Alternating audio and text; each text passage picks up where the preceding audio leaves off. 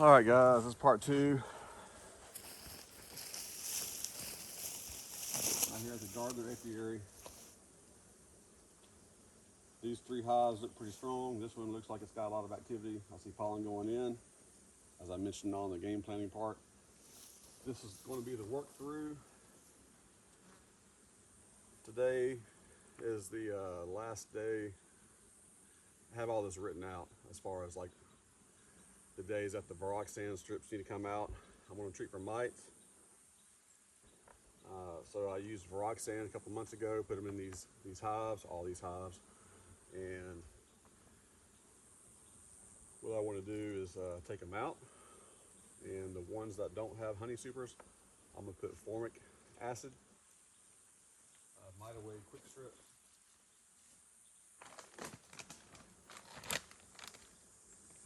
I'm going to show you something here. I bought these a year ago. I bought several. And let me see. I'll show you here. Alright. So these expire October 2025. Pay attention to that. September right now. So you can leave these on for 7 days and take them off. For a hive this size, you would put 2 strips in between the brood boxes and take them off after 7 days. Or you can do what I did last year, which was a pain, is do a half a treatment for 7 days and then come back, take the 1 strip off, put the other strip on, and come back in 7 days and take that one off. And this year I'm not gonna do it that way. I'm gonna just do the whole treatment. And I meant to bring out some Pro Sweet feed to help these bees get ready for winter. I'm gonna wait for that, mainly because I forgot to bring it. But as I mentioned in the game planning, I'm gonna take these strips out of all these hives, but I'm not going to put the Formic Acid MAQS strips, the Mite Away Quick Strips. I'm not going to put those on if I got honey supers on. I'm not ready to harvest the honey yet. I've got more honey than I know what to do with. I may leave it on there all winter. I don't know. It just depends. But I don't want to put it on there, even though it's safe to put it on when you got honey supers on. I don't know if it affects the taste. I have read that it can affect the taste. It's still safe to eat the honey. Goldenrod and the asters, they all have kind of a funny odor at first, but the taste is just wonderful. So I don't want to do anything to affect that.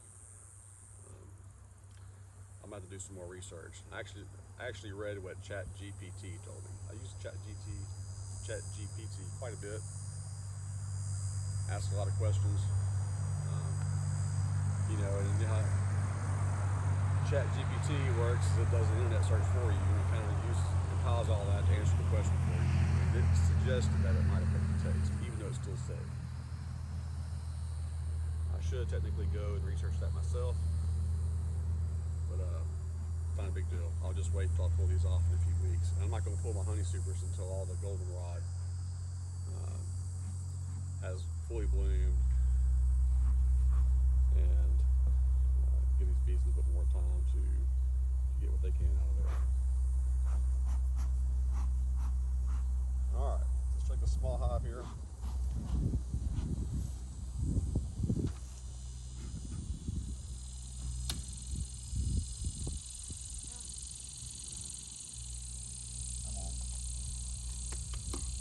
gonna take this out. It's been on for several months. Like I said, it's been a couple of months. So I've come out here and opened these hives up.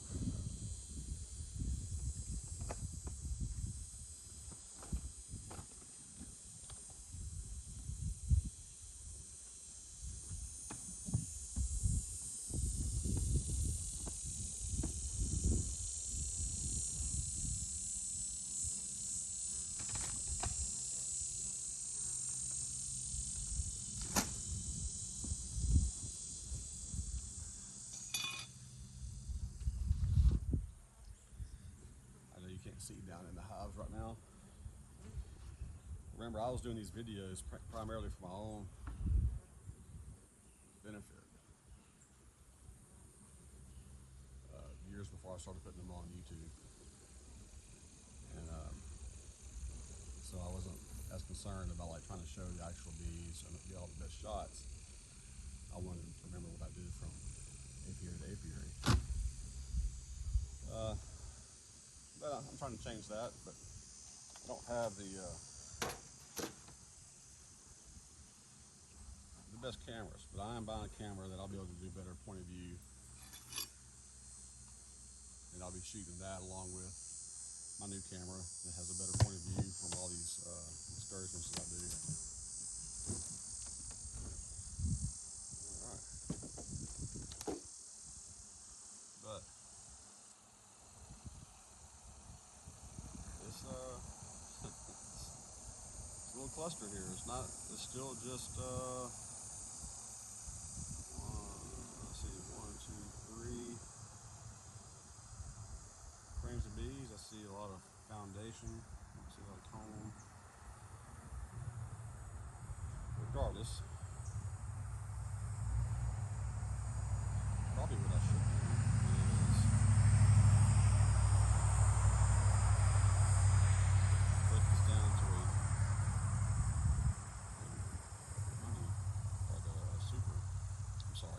a nuke, 5-frame nuke, but I'm not going to do that.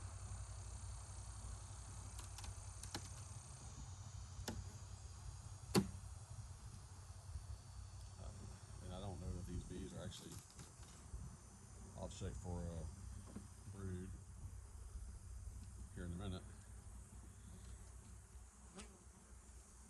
I'll pop that.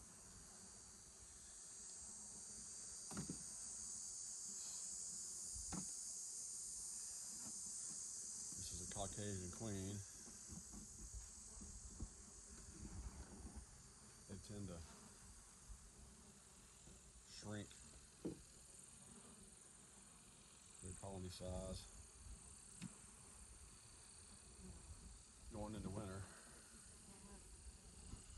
Pull this out. This is my first time to pull one of these out, so it's a little bit, they kind of break apart. What to do? I'll set it up there.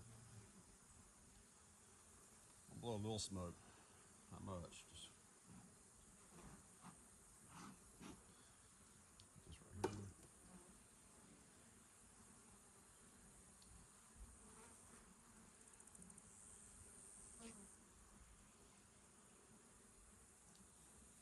Just want to check for brood. I feel like I gotta take this apart to get these strips out.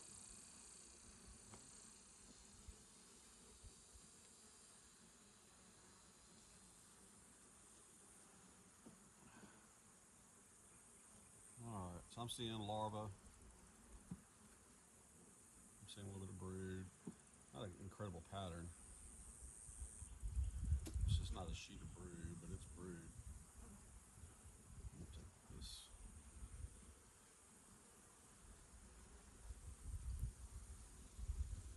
Not a whole lot of frames of bees, so I can probably find the queen on here on one of these frames in this hive.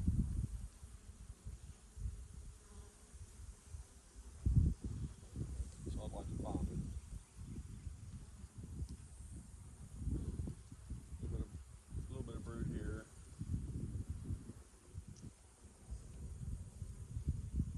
And just some fresh brood. So what I would do with this one is just put one MAQS strip on there.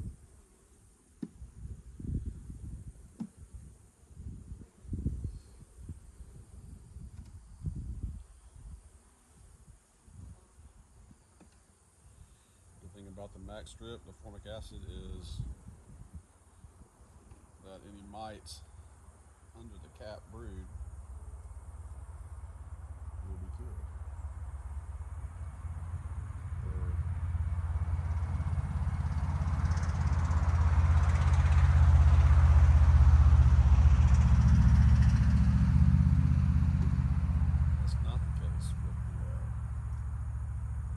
VarroxSan, or Oxalic acid.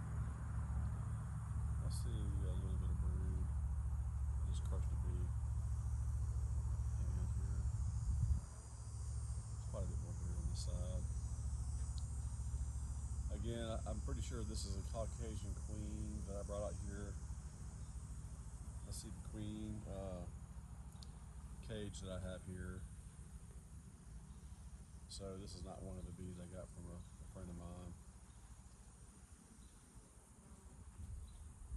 Actually, it's pretty good. I'm actually pretty happy with that.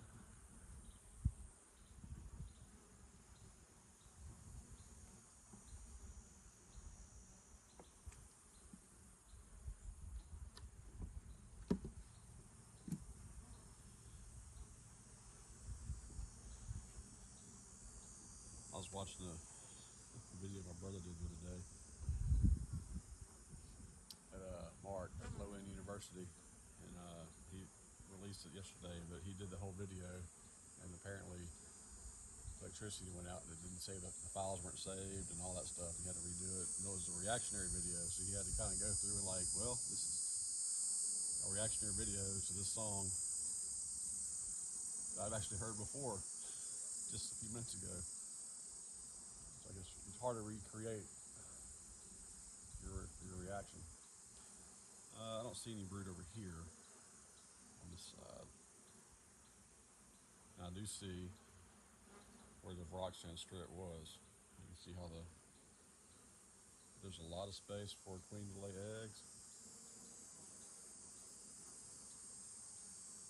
She might be, I can't tell if there's eggs in here or not.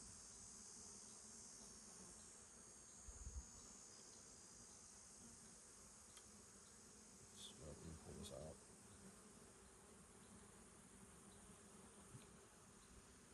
So the VarroxSan strips are kind of intact for the most part.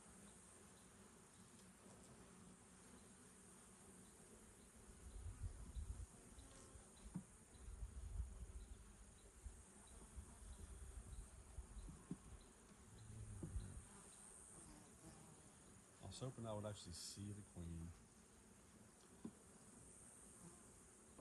I see queen evidence. Like I said, I'm not exactly sure what to expect with these Caucasian queens, other than I know they cut back on their brood size.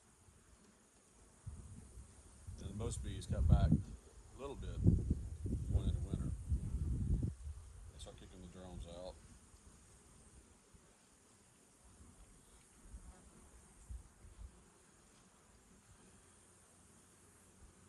I think the Caucasians are known to be a little bit more drastic when they cut back. I really want to see that queen. I still got another apiary to go after this. I need to just kind of stay focused. Scrape that out. I felt a sneeze going on. Forgive me if I sneeze, guys.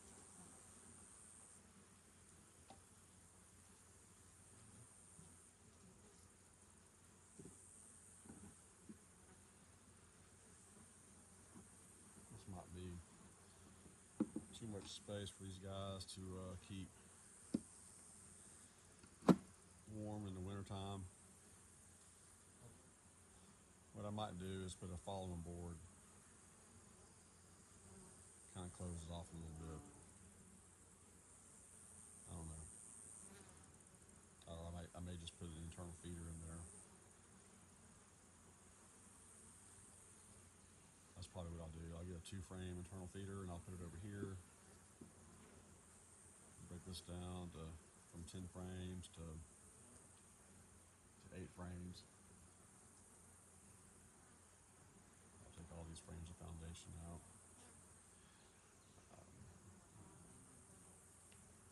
I'll bring a frame from a couple of frames from home that have comb in there. It's just, frames of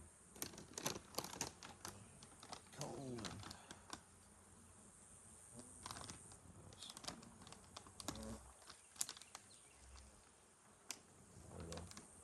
At least have something to work with. I hate using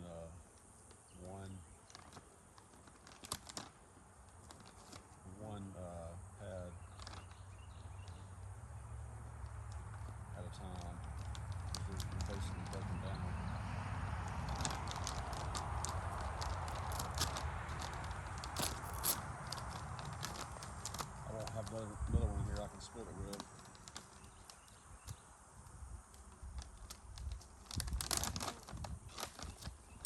This is what I'm talking about. They kind of packs it with like 10 here, I think. It kind of packs of 2 like this. You put two per hive.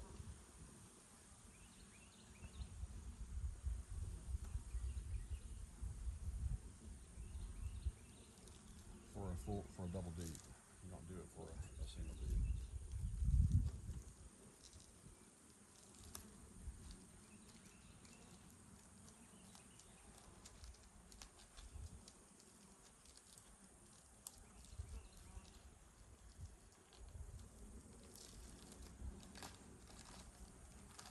These bees are calm.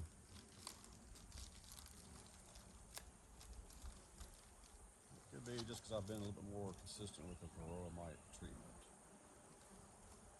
And this odor is strong.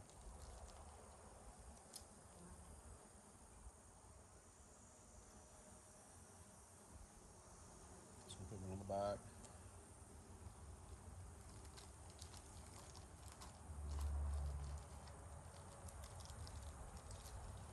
If you don't like it, you can hear them.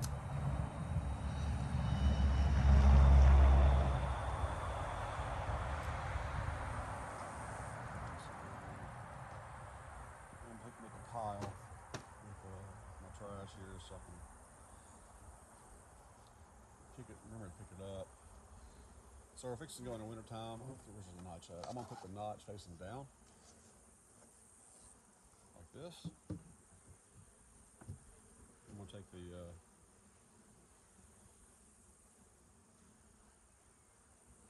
entrance reducer off, since you're treating for mites. You know, if you have a screen and bottom board, you want to take out the cover.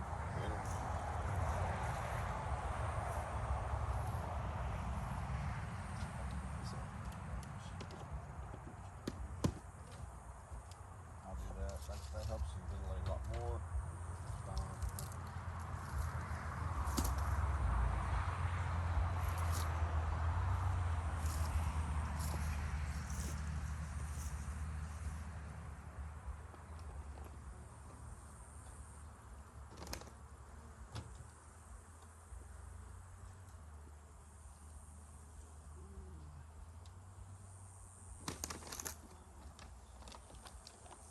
I'm not gonna say I'm happy with this hive. I'm not disappointed. Well, a little bit. I was hoping it'd have more brood, but that might be, like I said, I don't know if I need to be disappointed or not. I was expecting more brood, but these Caucasian queens,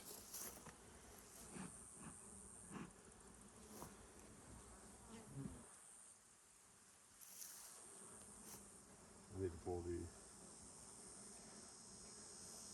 reducer out.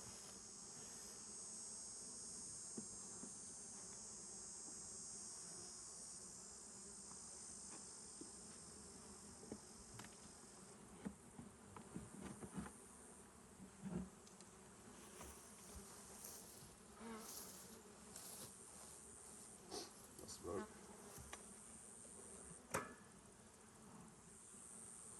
Smells like a pellet grill.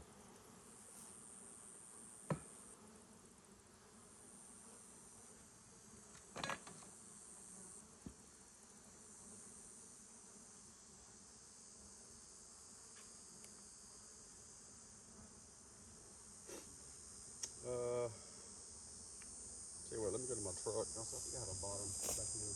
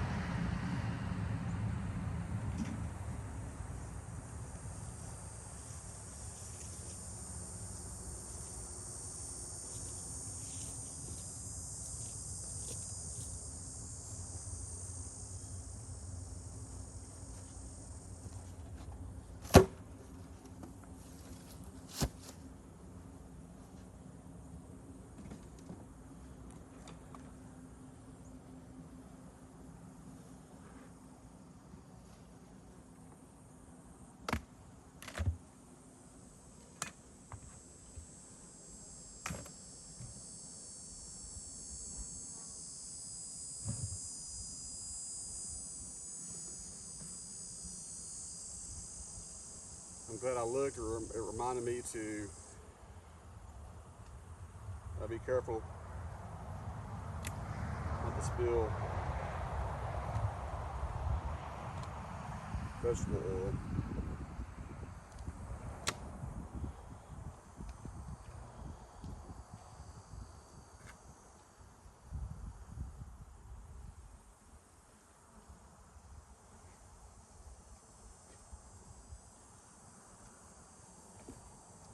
See, I got quite a bit of bees up here, like about 1, 2, 3, 4, 5, 6 frames.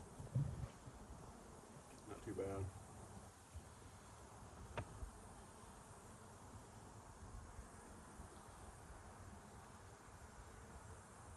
I got a feeder right here too. I probably can go ahead and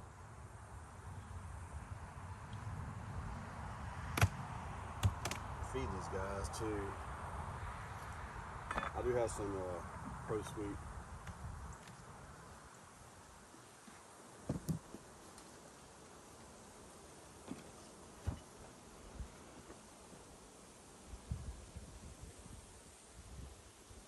You know, it's a strange thing, like this year, have not noticed a huge dearth.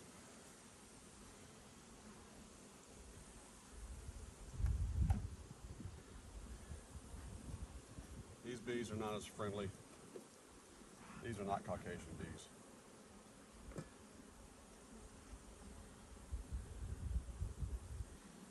And when I first started putting these strips on there, I was talking about how I like to stagger them, kind of toward the front, toward the back, toward the front, toward the back, and then the top hive I would go toward the back, toward the front, toward the back, toward the front, and also shift it over. I don't think that's really necessary. All the pictures I've seen, the videos I've watched, like Bob Benny doing all this, they're just putting every other strip, or every other frame a strip.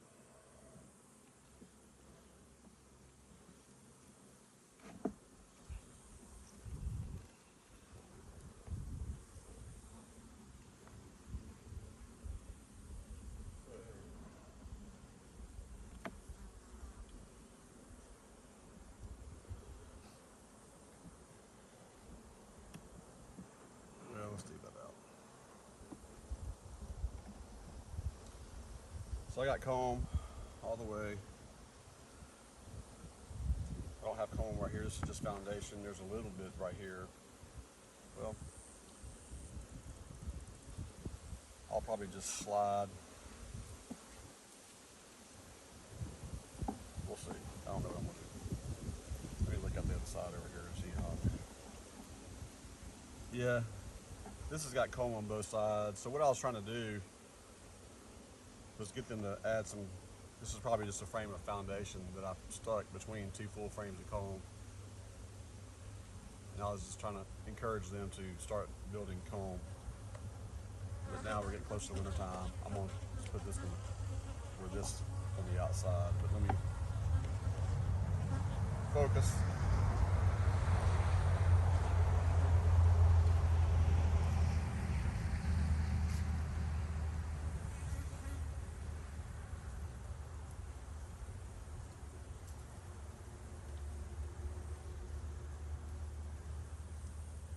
A lot of bees.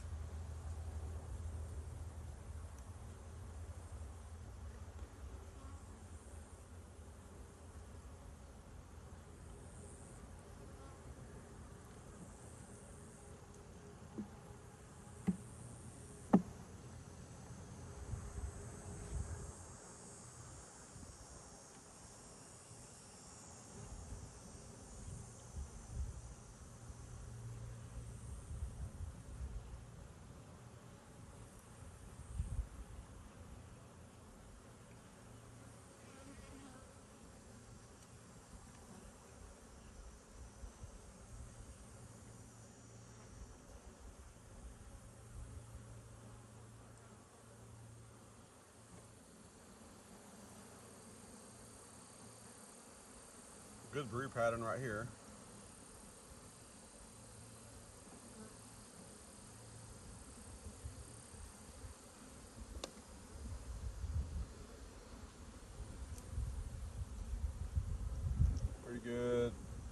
side facing me. Over here, not so bad, not too bad.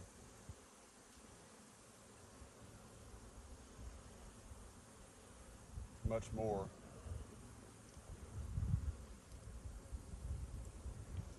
Than the Caucasian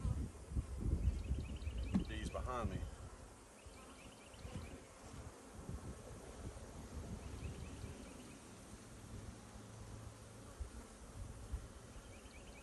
I'm just trying to pull off bits and pieces of this strip.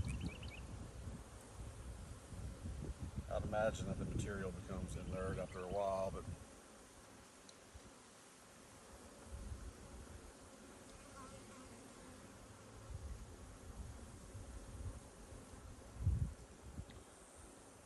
so I went through that hive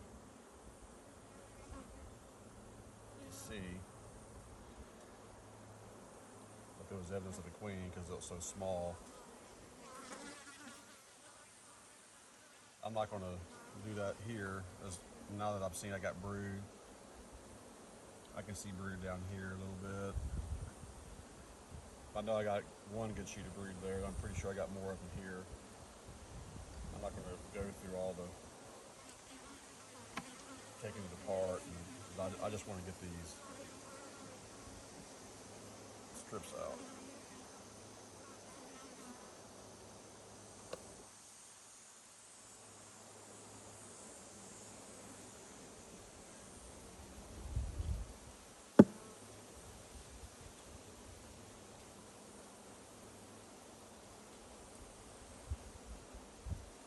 So, talking about the dearth, didn't really see much of a dearth this year. I mean, I feel like every time I came out, I was seeing pollen going in.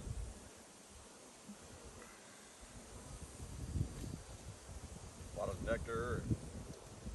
So I may get to my next apiary and every hive is gone. Alright, this is kind of an example of what I was talking about.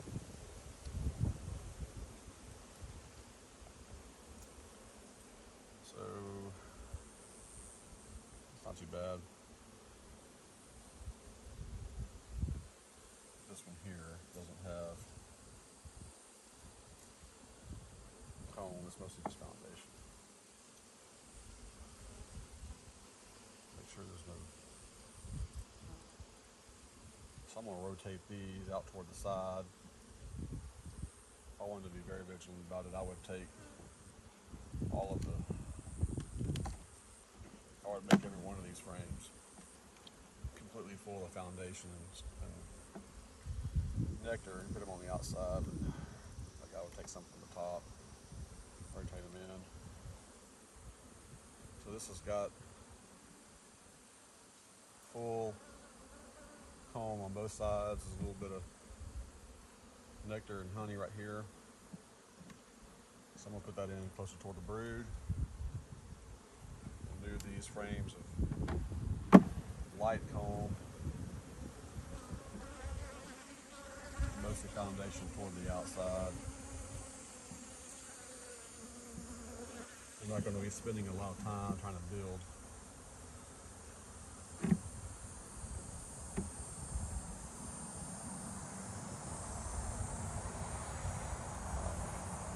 Comb before winter. They're waking up and they're seeing this yellow starting to pop up. It's a visual cue to them. The goldenrod and the other flowers, that winter is coming. And so they're trying to store up as much as they can, as efficiently as they can. And so if they got good comb on the outside and a bunch of spots on the inside, or toward the inside, and then all the brood and the cluster is all right here in the middle,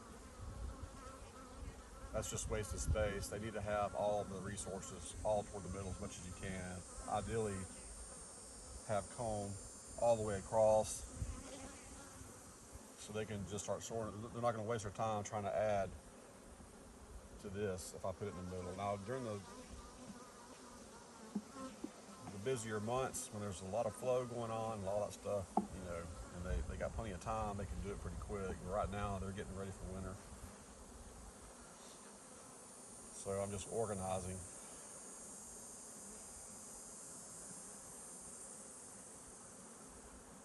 And I would take out some of these frames. If I brought some frames from home,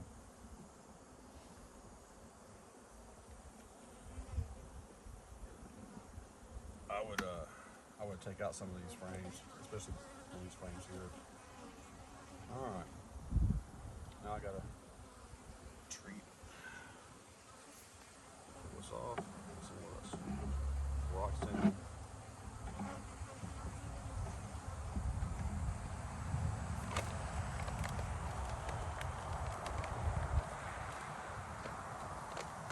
So remember, I'll repeat myself. You know, I know like somebody may skip part of the video where I say something. So I kind of repeat it sometimes just in case somebody's actually watching this. But if you're going to put these things on, you want to make sure that if you have a screen bottom board, that the screen is open. Pull out the inner cover underneath so they can have ventilation. Take off your entrance reducers.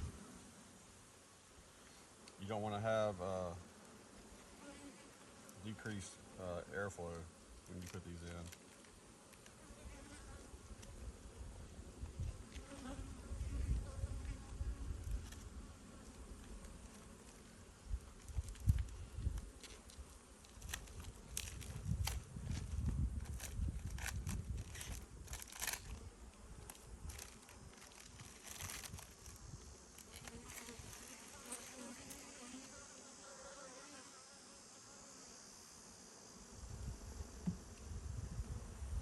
That's 2 of those.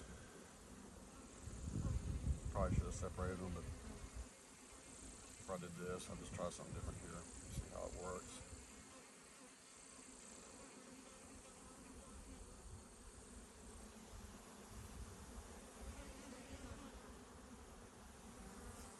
All right.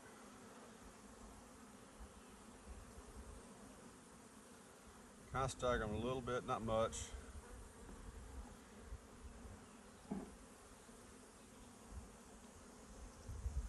You want to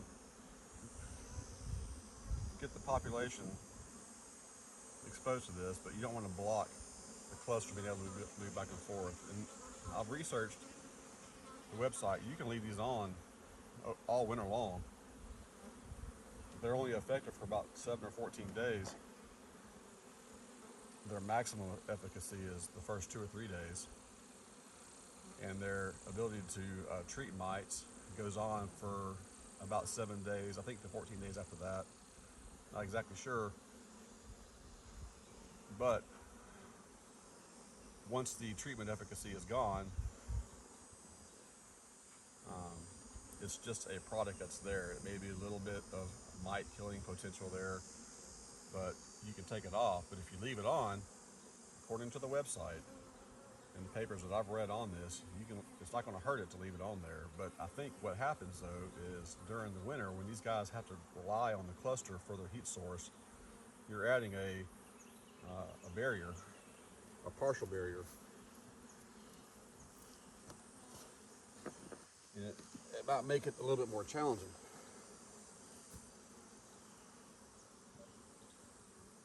So in the past where I've, like I said, I just leave it. I'm not gonna worry about it because no sense in going back out and taking them all off if it's okay to leave them in there. Well, I think it's actually a benefit to take them out after 7 days or so. It's the same reason you don't put Swiffer sheets between the boxes, between your beet food and your brood box. You're interrupting the cluster.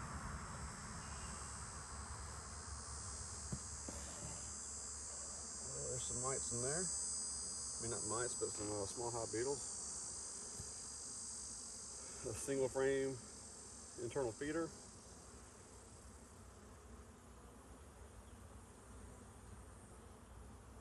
We got of these VarroxSan strips.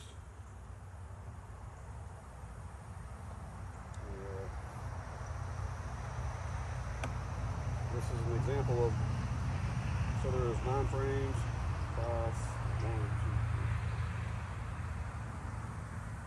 3. Having a single frame or a 2-frame internal feeder does not mean you can just easily put 9 frames of regular frames or 8 frames. That last frame always is a little bit tight. That's like it's gonna break. But when you put a 1.5 internal frame feeder, you can easily fit 8 frames in, which is what I like to do. But you use the material you have. Oh, there we go. Just tear that up. To make do what you can. I'm just tearing that up. Let me try this.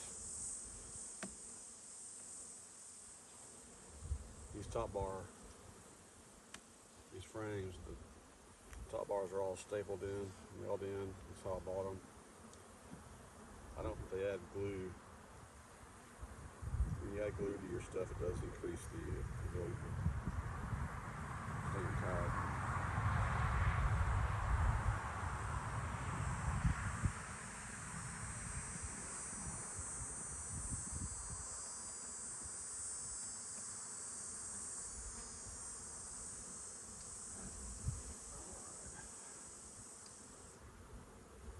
Make sure I don't put the queen aside. I don't think it should be on this frame. But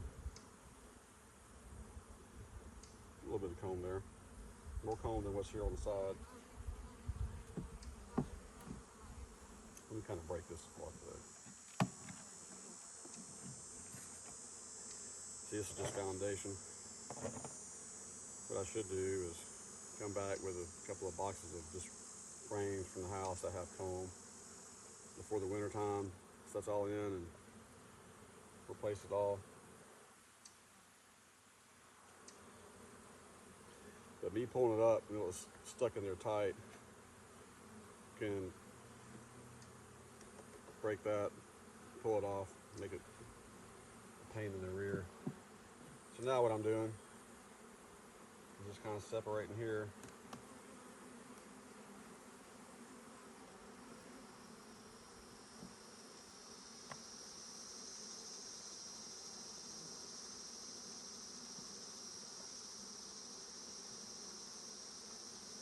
Bob Benny is going to be releasing his, if he hasn't as far as a week or so ago. I saw a video, he came out, he and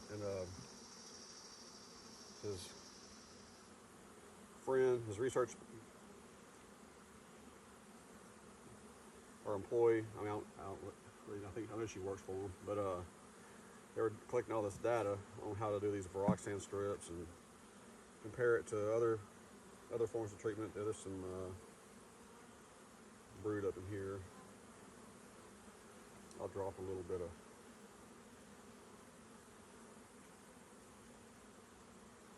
this VarroxSan strip down here. Oh, just went to the bottom. Okay.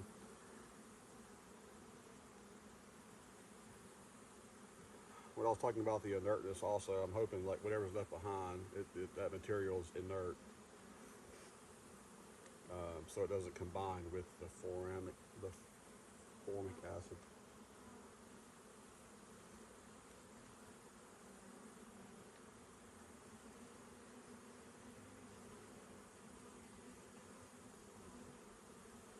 But if Bob Benny releases his research on the best way to apply these strips, he's applied a bunch of them like this and a bunch of them laying across. If there's no difference, you get the same effectiveness of treatment. And I'm going to start laying them across. It'll make it much easier just to get in here and pull them all off and not getting down in the comb where you're interfering with the structural appearance of the comb. It makes it easier to remove. It's kind of a pain.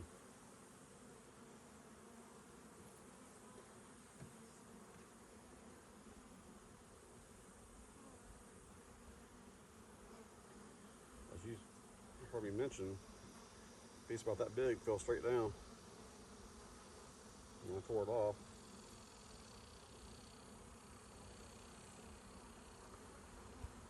It's now at the bottom of the hive.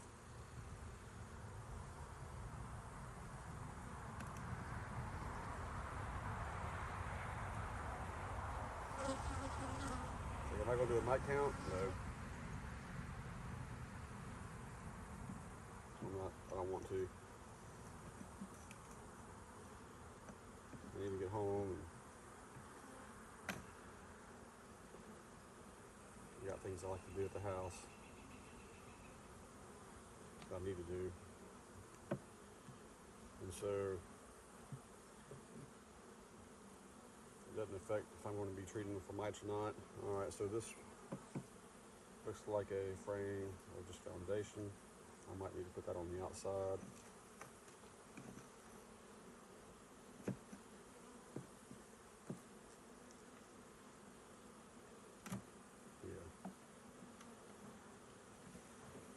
Alright, no chance of them adding comb to this.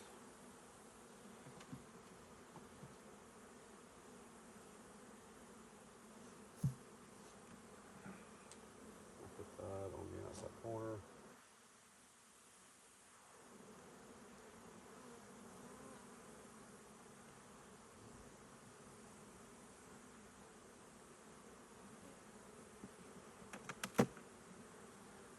This looks like it has a lot of comb. Yeah, it does.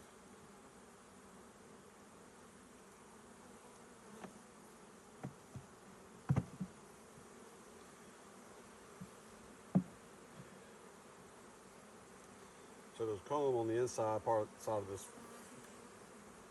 frame, and it's mostly bare on the back. But this is old comb. This is some new comb they've added to it to fill in the gaps. This is newer comb, so it's a little bit of honey there. So I'm gonna put that right next to it. All these are full of comb and honey.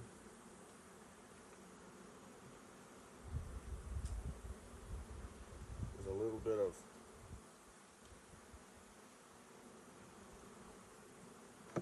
brood up in here.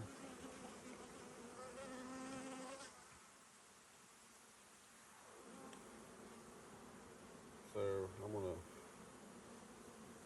put all this together so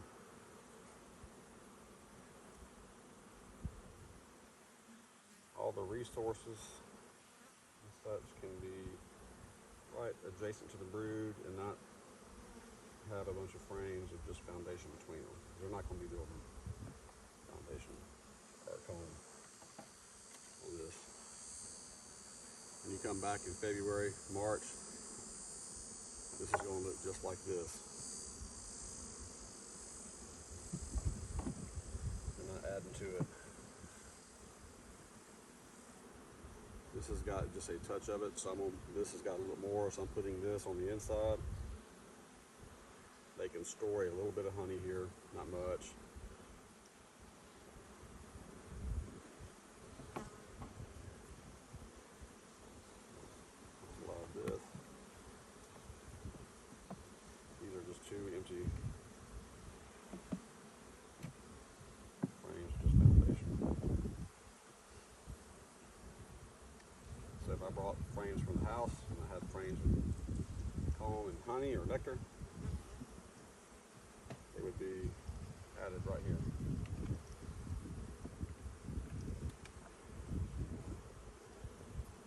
Or even if it was just comb. Because they're still going to be bringing in nectar and pollen. They're just not building with it. If they got a place they can store it, they will store if they need to.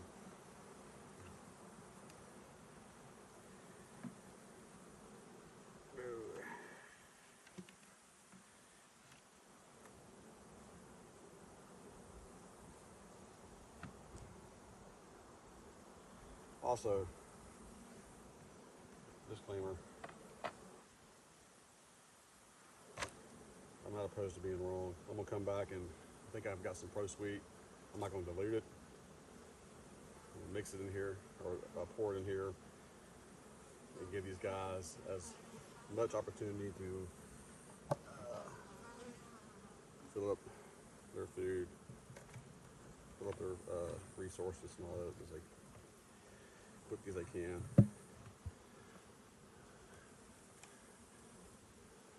I'm not sure if they decide to try to build some comb, which I don't think they're going to. I'd be fine, but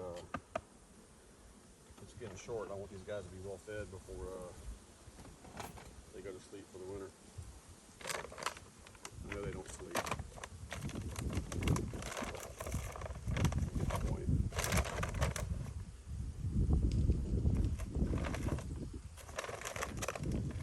I called that.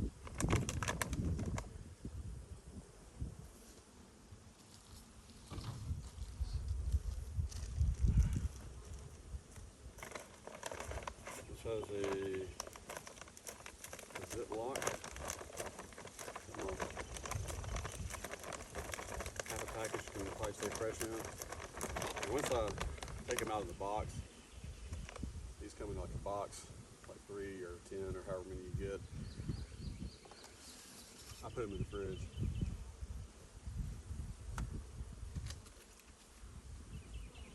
I haven't mentioned, but the temp is 60 to 84.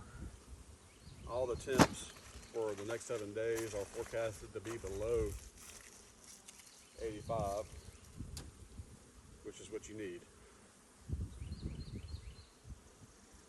So far, the recommendation is to keep it below. Don't put them in if they're going to be higher than 85 degrees. But I've heard speak that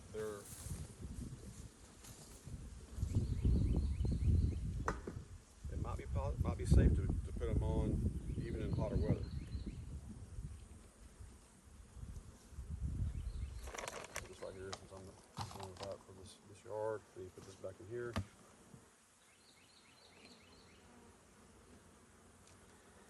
It's a small hive beetle trap. There's some small hive beetles in here. I got a sweeper sheet right there.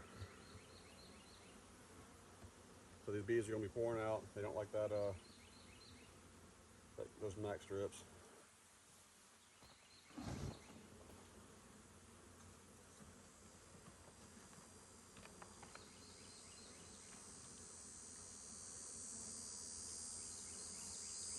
All my favorite YouTube beekeepers, I see them handling like all these bees with bare hands.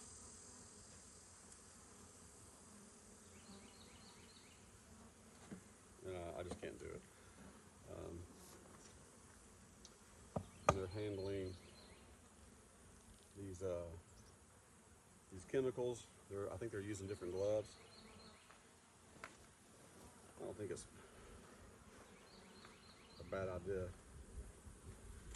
Like they're using like hospital gloves, nitrile, latex type things, and I got access to plenty of that for sure, but I still get stung. You still get stung through those, no matter how thick they are. They can sting through this.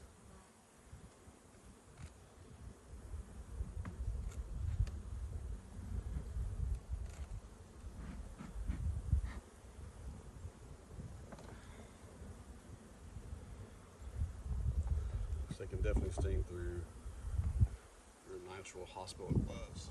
But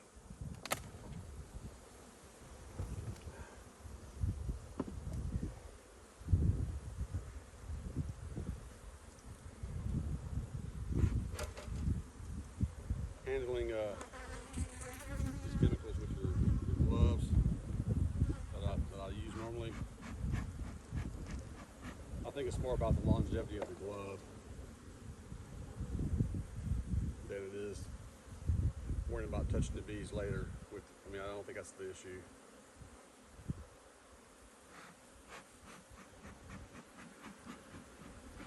Now it could be these bees are a little bit more angry now because it's getting closer.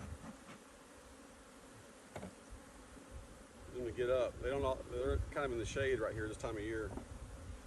Almost noon, I'm sure.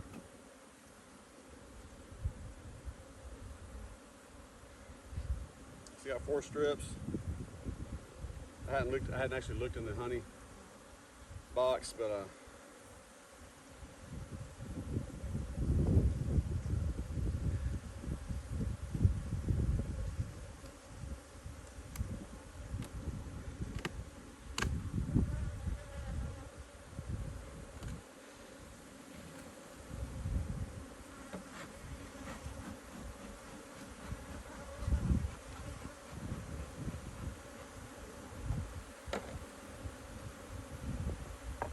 or could be just the Caucasian bees are just that much more gentle. Now these guys are tearing me up.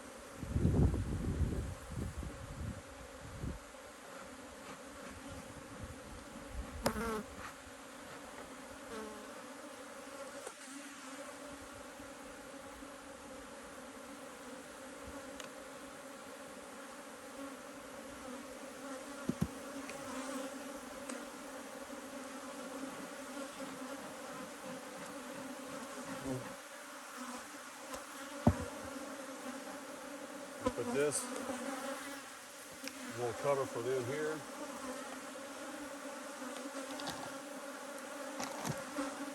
Cover that hole. Help those guys to calm down a little bit. They still got plenty of ventilation underneath. They can get out just as easily, but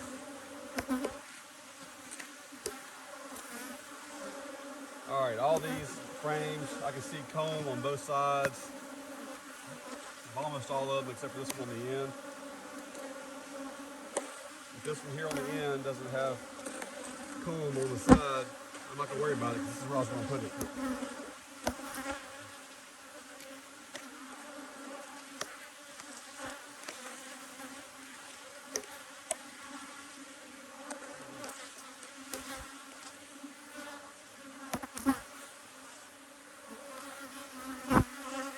I'm seeing one of the downfalls of these strips is I'm having to come in here and they don't just, I just got stung. That really hurt. That is a weak spot in my glove, or in my, oh man,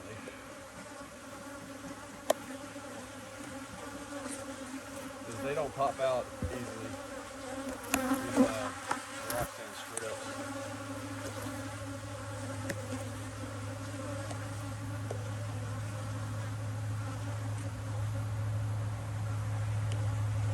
Never expect your bees to be calm after you say how calm they are.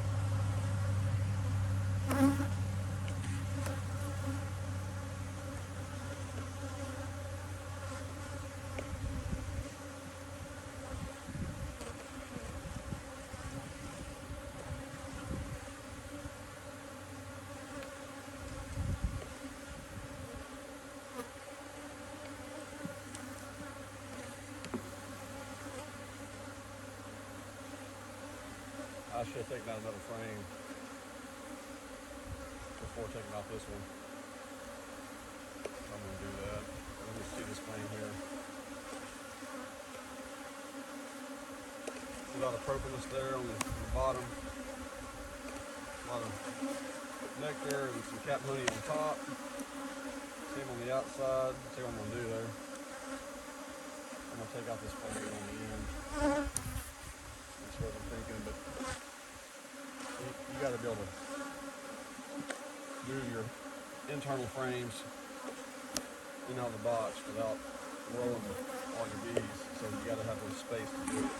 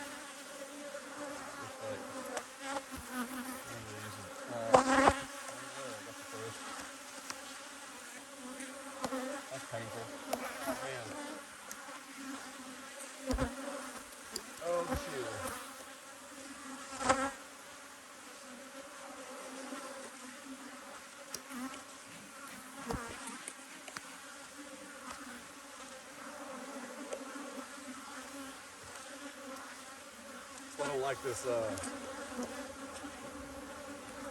this veil as much anymore. I like the round veil. I like it much better than the fencing veil. But it hangs down too low.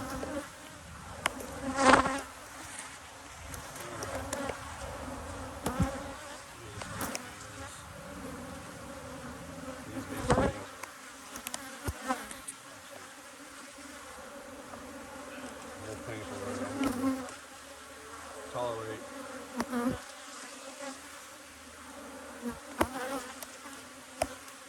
Let's see what's going on here because I'm not seeing the bottoms of these. All brood.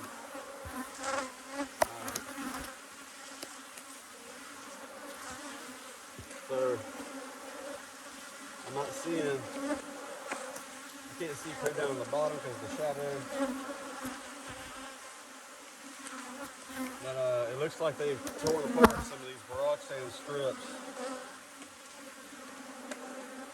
They're not against the frame on the side.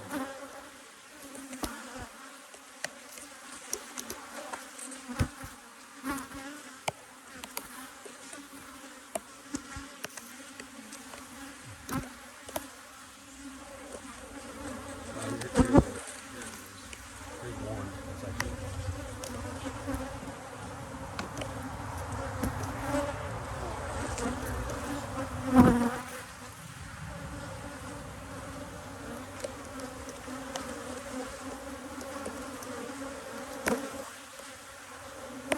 So there's no brood or comb right here. There's brood here on the side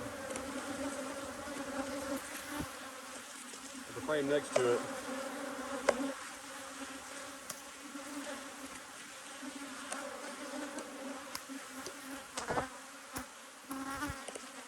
All right, I'm dropping more on the bottom here. The bees will just take it out. I'm pretty confident. Really. That they will pull this crap out. I put paper pillowcases on these things before. You know, add one box and try to commingle the two different hives.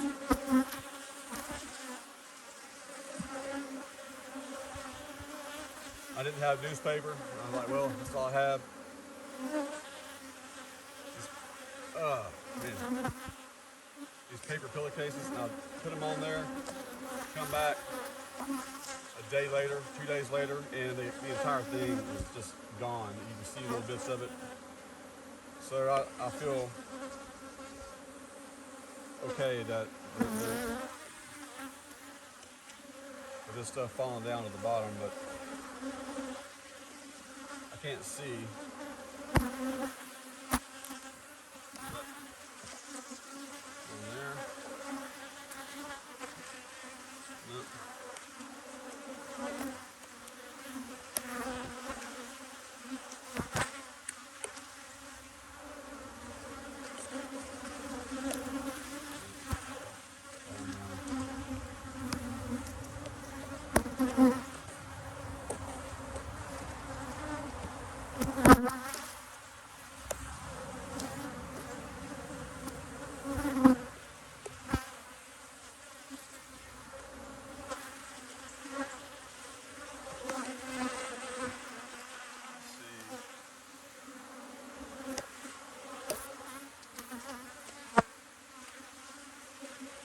I don't see any units of VarroxSan down there.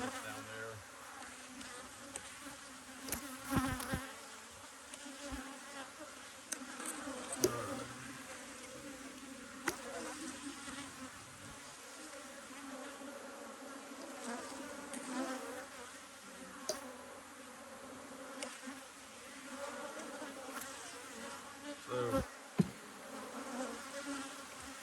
these hives with the supers are going to be without treatment. Which is fine for a number of days or weeks.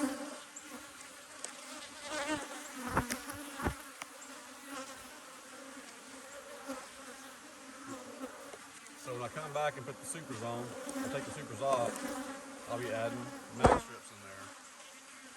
Then I got to come back in 7 days after that, take them out. kind of a pain. Not that I want to do that, not that I want to keep coming back and opening them up, but those guys that deer hunt not far from here, yeah, they're not going to think I'm a deer, but they're not going to like that I'm walking around in a white suit.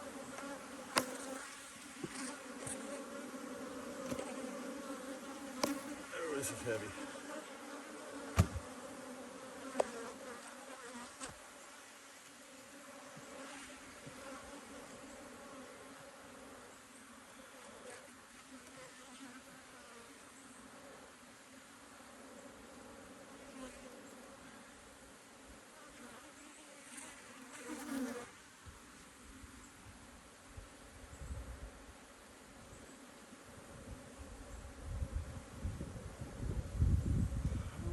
Let's see.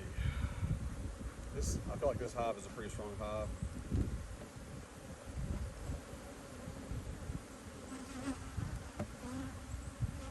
I don't know if I actually saw brood, but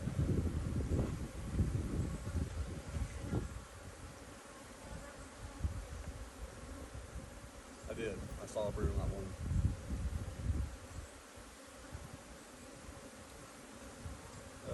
Where is it? I thought I spread these to one side. When I talk about pushing all your frames kind of together on one side, it makes this part easier. Like you see where they're all spread to this side. It's easy to spot the frame on this side.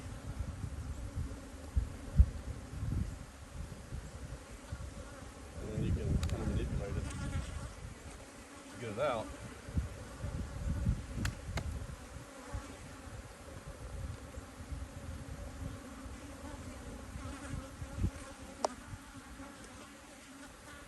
By breaking all the propolis seals, when they're all stuck together, you can't tell because they're kind of all in the middle. It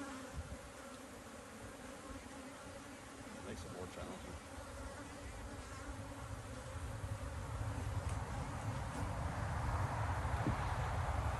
Part of the VarroxSan strip that's stuck here in this frame next to it is stuck on this frame, which is fine.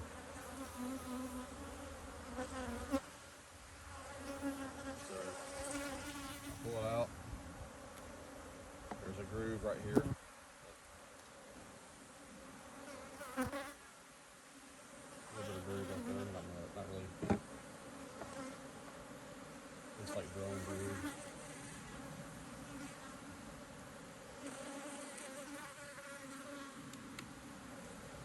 I want to get these bees down. I'm going to have to go to my camper over here in a little bit and start kind of checking it and making sure that it's ready for deer season. So during deer season when I'm out here working on not necessarily this yard, but on my bee stuff, I can be comfortable.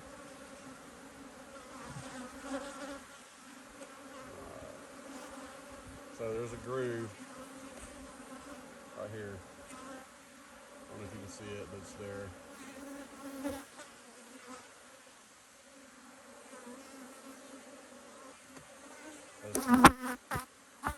That's kind of annoying because yes, I feel like there's a bee up in my suit.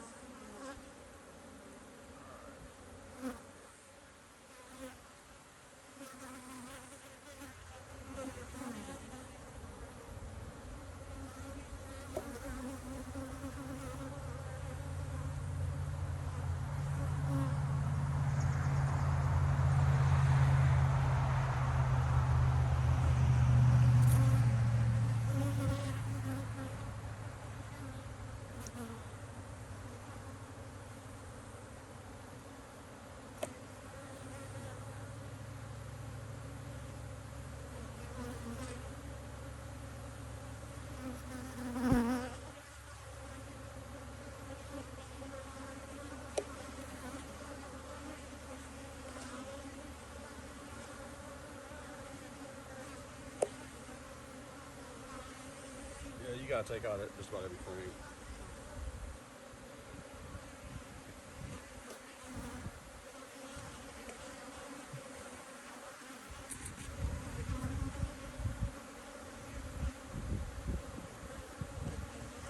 That's quite a bit of brood.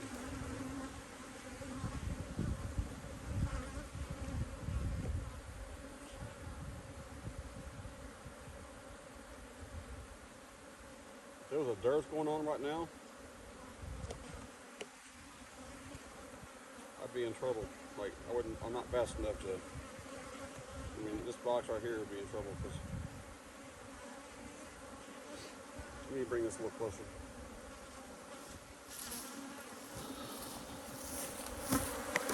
I don't know how this looks. Let me see. So, that's brood there, but it's right next to that capped honey, which is fine. But see that groove? Then on this side, and so they're not doing anything with that comb. Well, they might now. Free, easily accessible. But that strip, it's not stuck to here. It's stuck to the adjacent frame next to it. So I'm having to.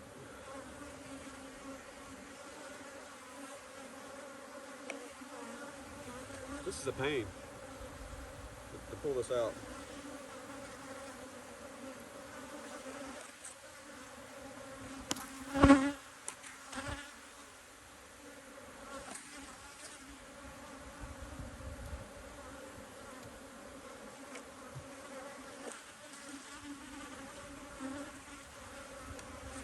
I'd say it'd be a little different if I just had to pull out the frames it was on, but it's like it's on the frame it's on plus the frame on its left and the frame on its right. You're having to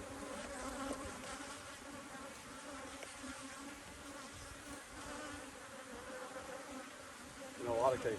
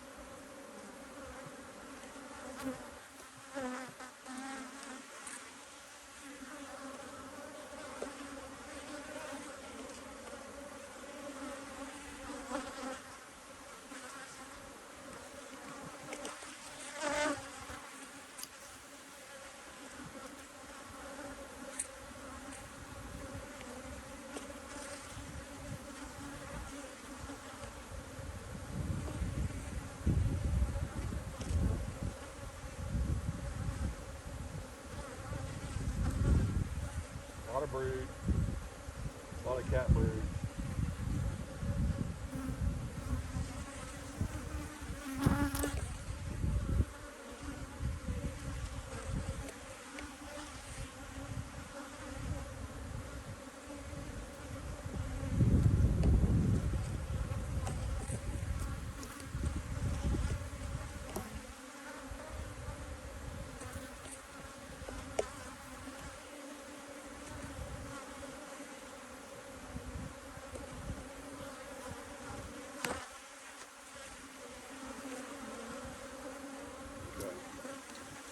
I got all 4 of them out of this box, so I got 8 total.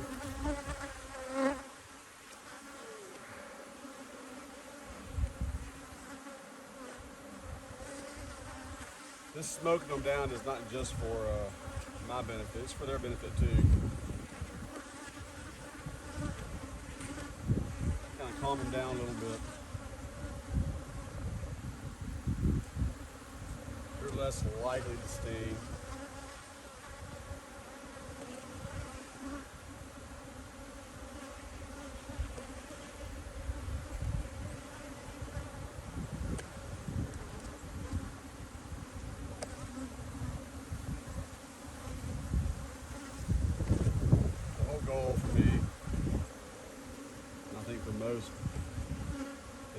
strong hive going into the winter.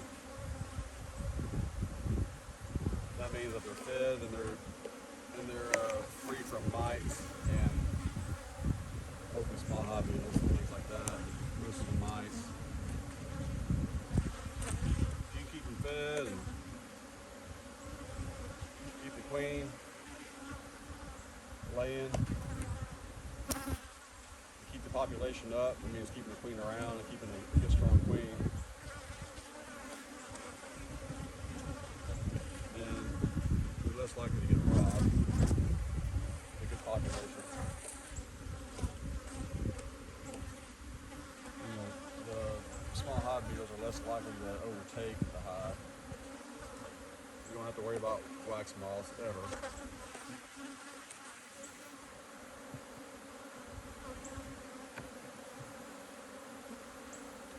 But in order to do all that, you got to keep the mites down.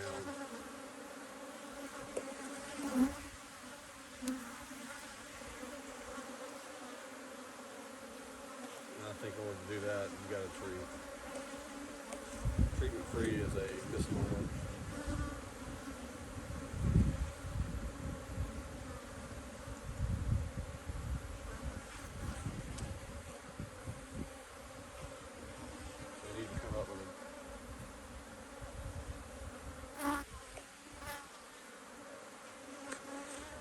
Better name, because the guys that are successful in treatment-free methods, who are truly successful, not just guys who say, "Oh, I got 4 hives and they live all summer long or all whatever." But I mean, the guys that are truly successful, they're not just leaving the bees alone. But that's what people think treatment-free is.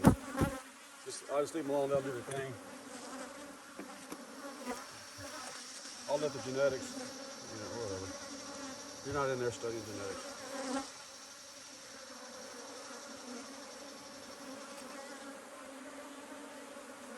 A modicum of truth doesn't mean you know what you're doing.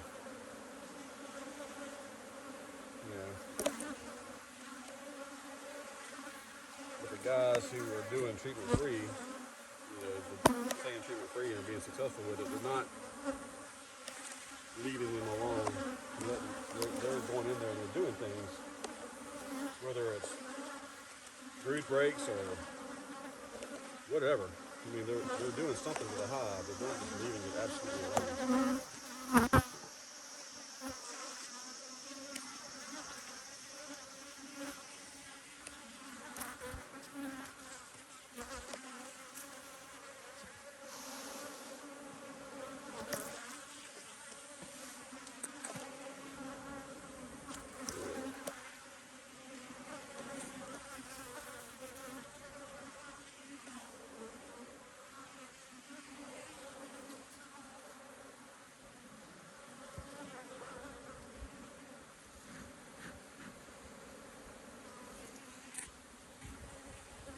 I got a propolis trap right here.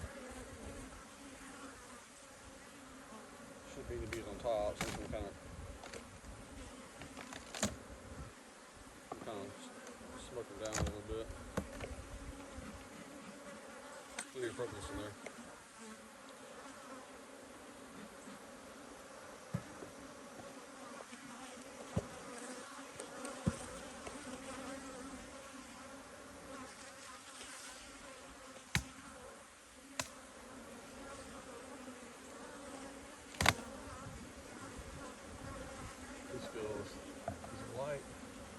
It's got some potential. Notice I didn't go in there and look and see how the actual honey super is doing.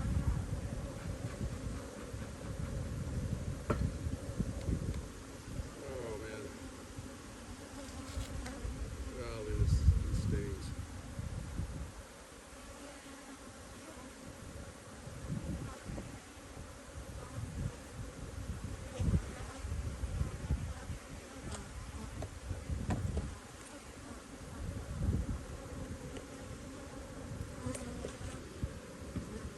Duct tape right here, obviously to cover a big hole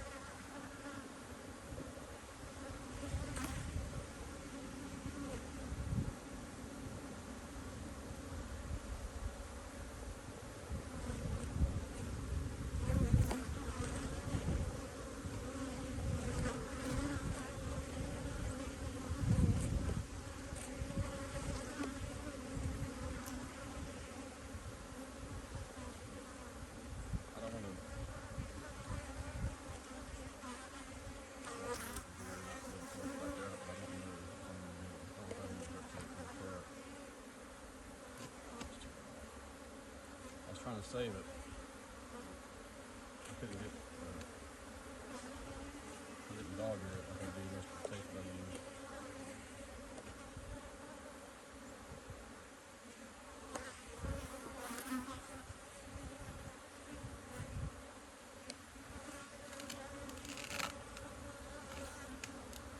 Big hole. This box.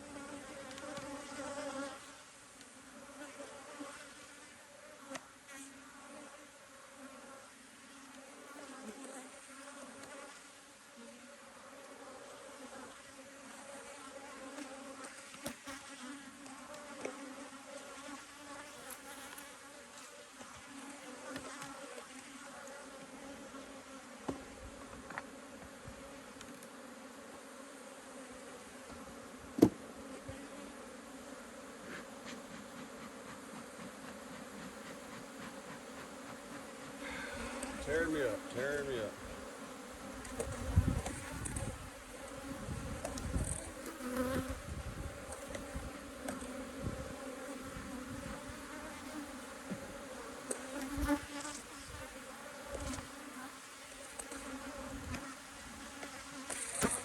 All the hot frames moved over here to the left. I can easily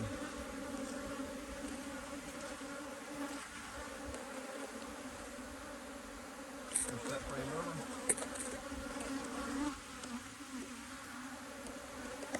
Break it.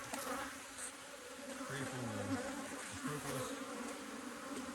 And hopefully safely elevate it without putting the top model on it.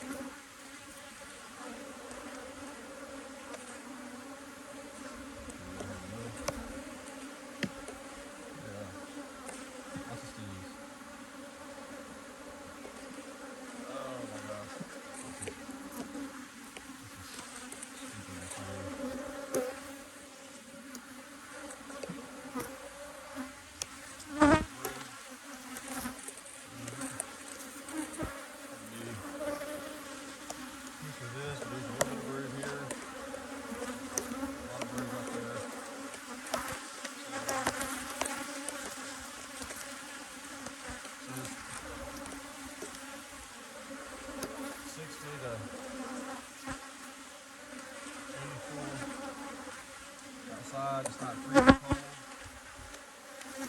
That really didn't stay warm.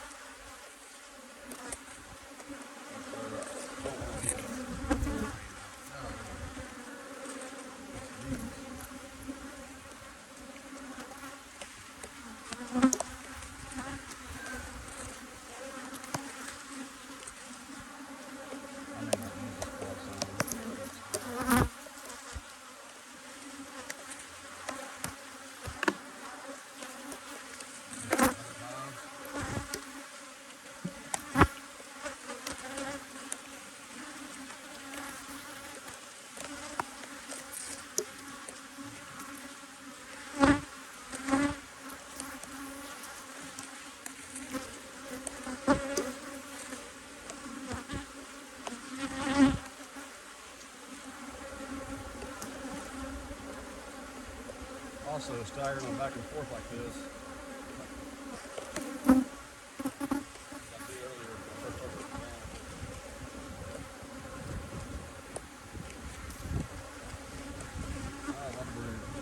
A lot of steam. It's so painful.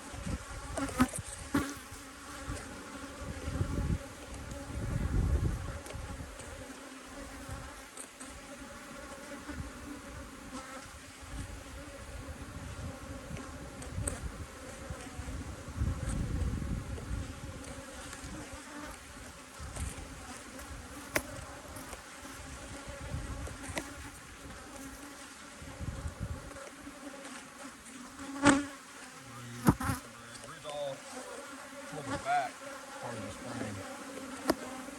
Actually, with a little bit of brood under the VarroxSan strip.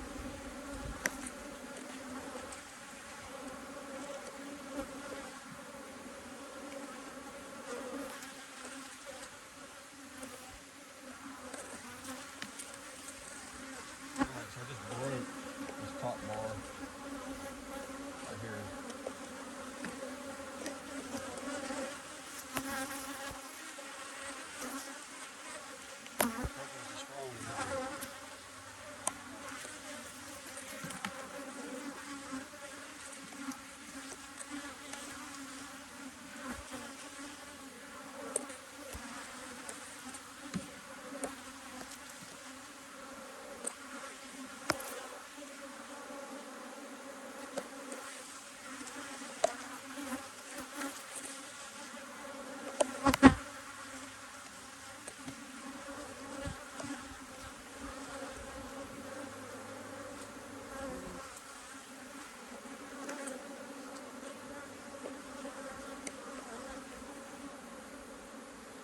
A little bit of brood here. All right.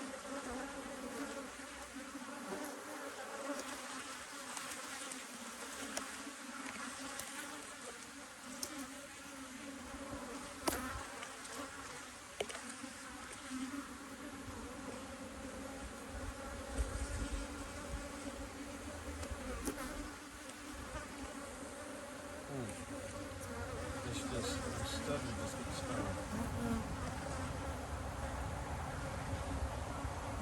It's time for me to stop messing with these and make them angry. Oh my gosh, that's so creepy. There's dust on the sleeve. You can see me over there, guys. I'm sorry. But I had mentioned we got a new camera coming soon. I'll be able to get a better point of view. That way anybody that's kind of interested can see what I'm looking at a little bit better.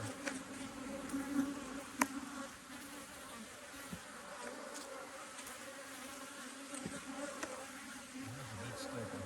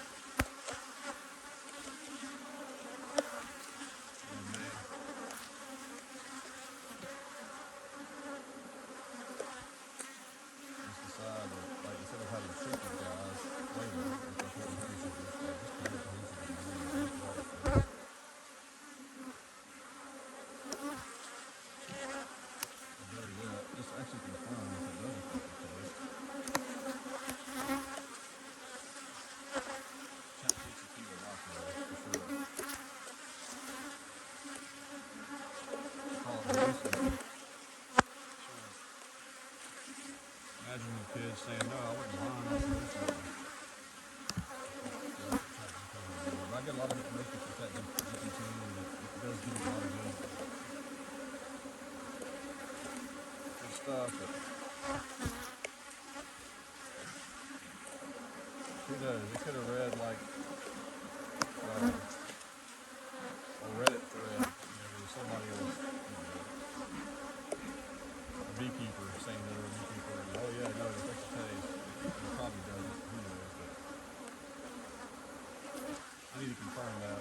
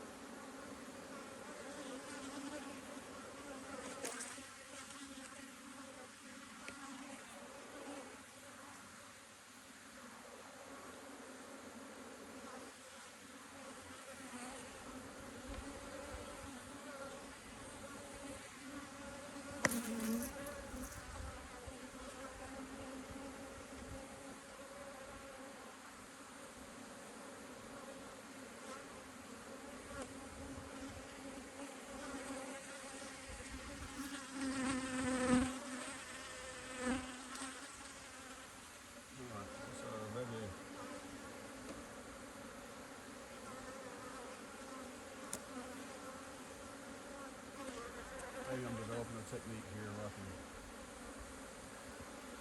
pick these up without taking the frames out.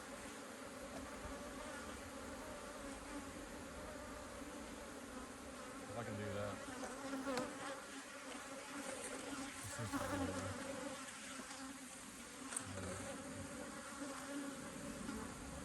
I'll be alright. As simple as.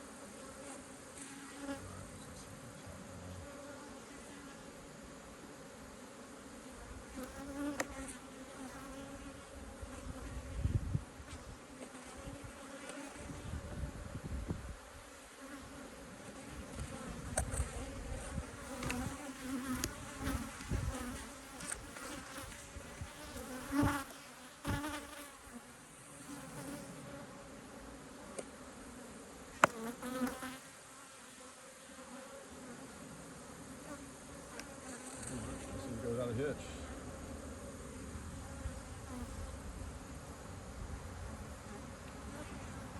Alright, stings down on my feet. So this is great. This is very good.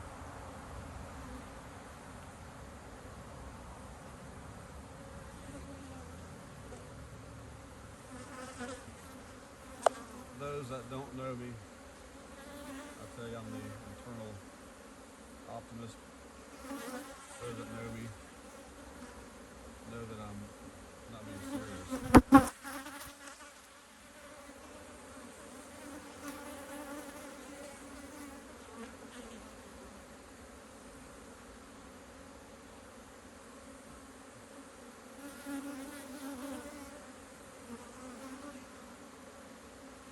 think I've been stung today.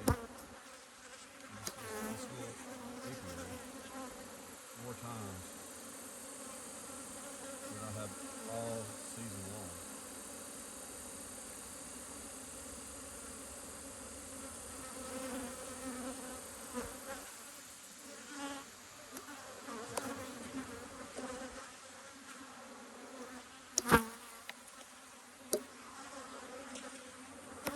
I'm very hopeful that the remnants of these strips will be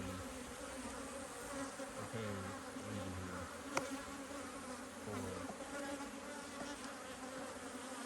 when I do add the formic acid.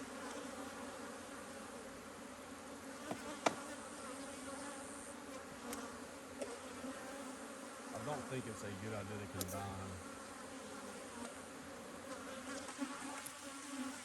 So I may have a synergistic effect. One of the guys that worked for Man Lake told me it was okay to do that with the hops and the oxalic acid spray, or one of the, whatever it was I asked him.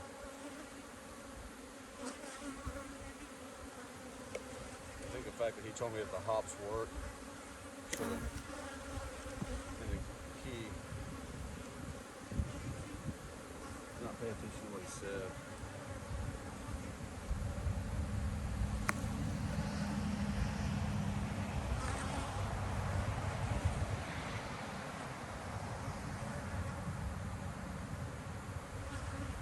Formic acid is like a,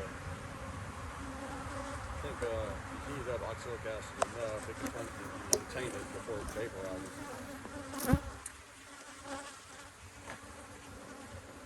Flies away. If you heat it up enough, it can turn into formic acid. So that might not be a big issue. I don't know.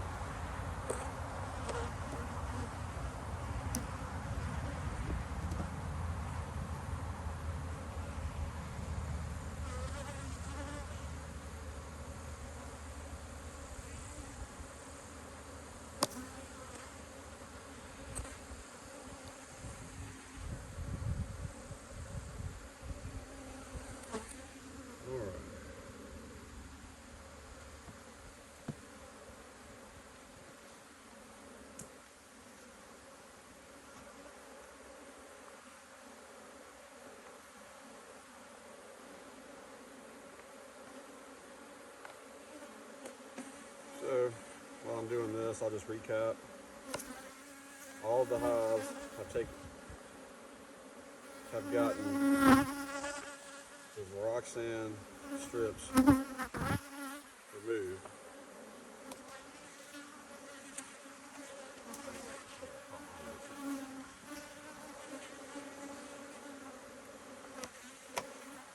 The two here that have the honey supers don't have any treatment at all. But the two that do not have the honey supers got Formic Acid treatment in the form of MAQS strips.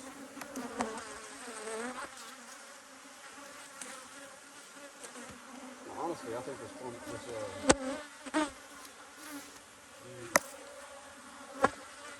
strips would be better used over the winter time when there's no brood or little to no brood.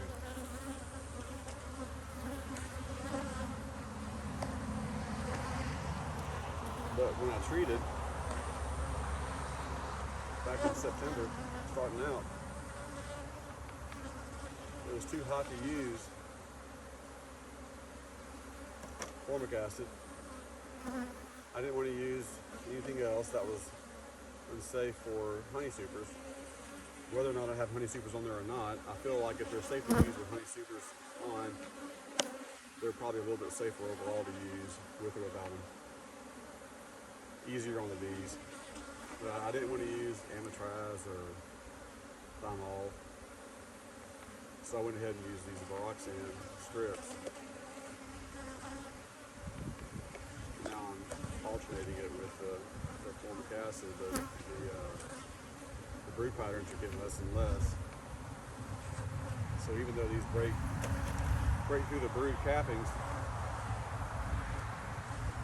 they do a good job. Probably using these in the wintertime would be better. Before using these. These are still good, but I'm just thinking out loud. Or just rambling on.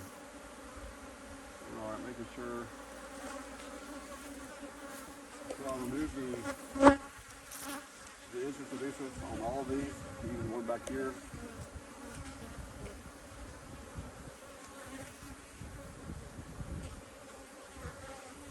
That's especially important when you put Formic Acid on, or if you're treating with Oxalic acid vapor treatments. You don't want to keep it closed up too much because it could be too much on the bees. It's got to have some airflow in there. I'm just kind of looking really to see how these guys shouldn't really act any different, other than just being irritated when I open them up. These guys definitely should act a little bit different. If I have a feeder back there, I may switch the feeder out for right here. In fact, while I'm here, I'll turn off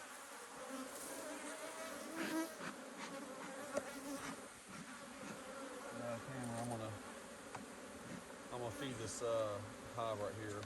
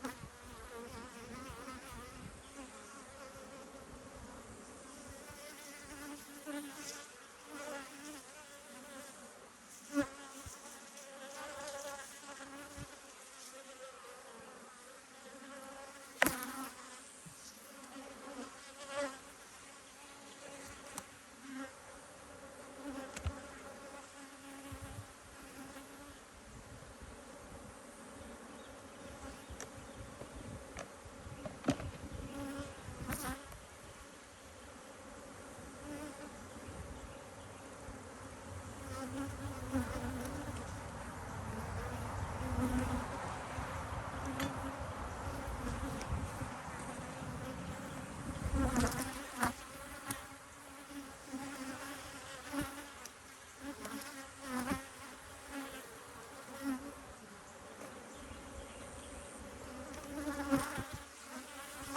an earplug.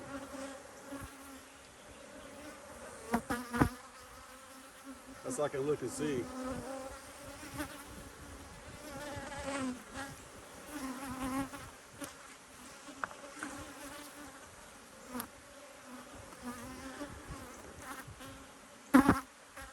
There's still a lot of empty comb in here. There's a lot of foundation in here too, I believe. There's an empty comb.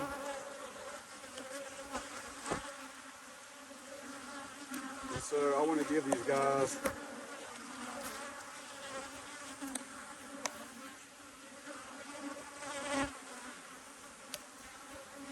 access, quick access to feed that will help them store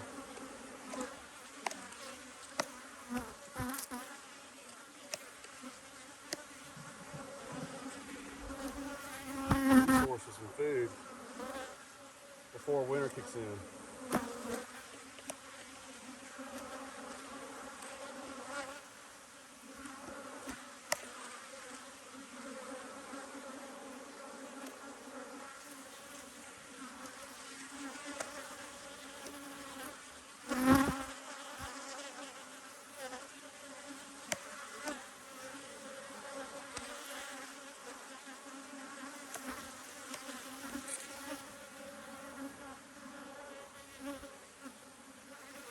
Strong hive, but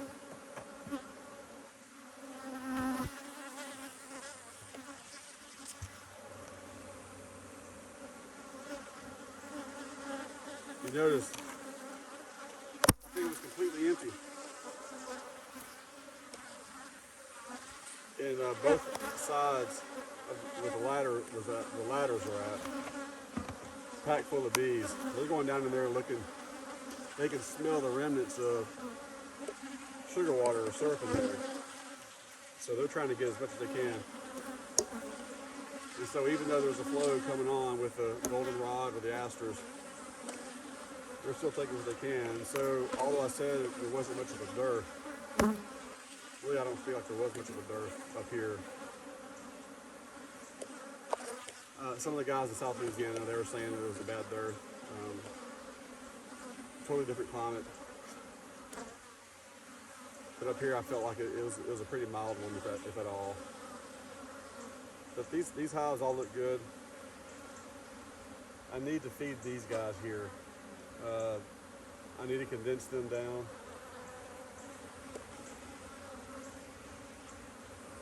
Let me see.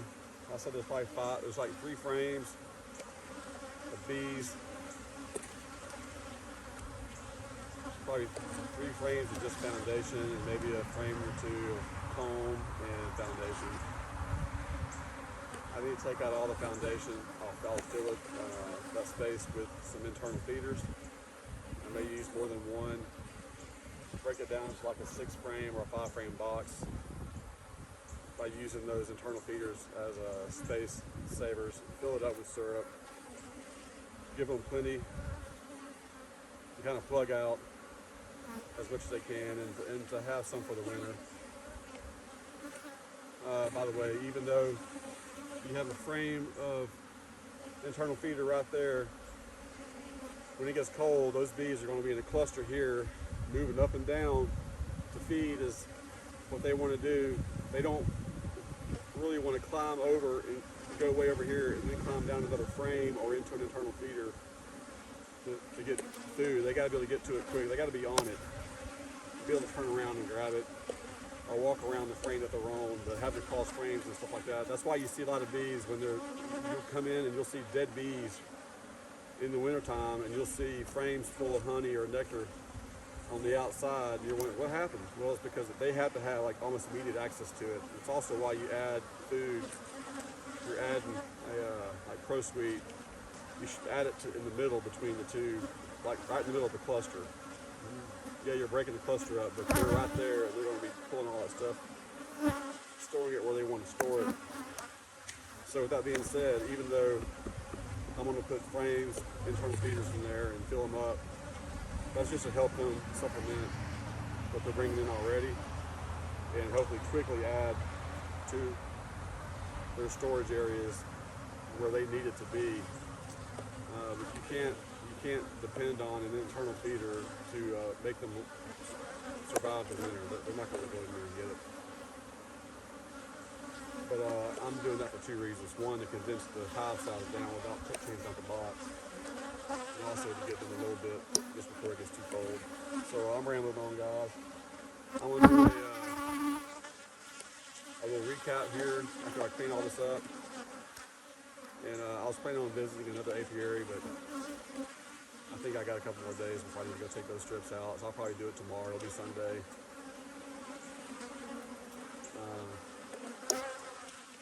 I don't know how well, those bees, they're all Caucasian bees. It's over at the Homegrown Apiary.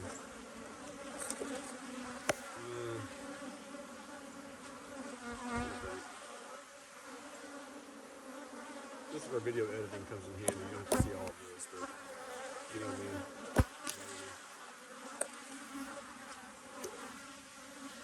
Yeah, I think I'm gonna head back to the house so I can smack a pole. Alright guys, it's Honey Jefe here. Appreciate it. Let's see how long this video is. It's almost 2 hours. That's 30 minutes per hive. That's too long. Alright guys, Honey Jefe, it's Honey with a J. And Jeff with one F between two E's. That's Honey Boss. Honey Boss. Honeyjefe.com. This is my office.